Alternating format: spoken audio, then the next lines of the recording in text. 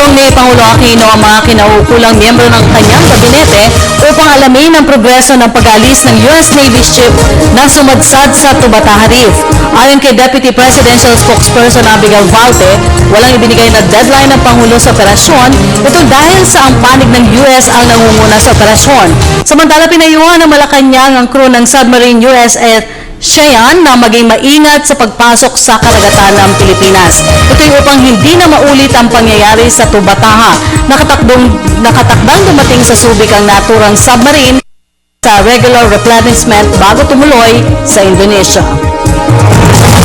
From what I understand, wala pa naman po. Ang tinatanong lang po noon ng Pangulo kanina is ano po yung tinitig ng timetable, because it is not us that is doing the salvaging of the vessel.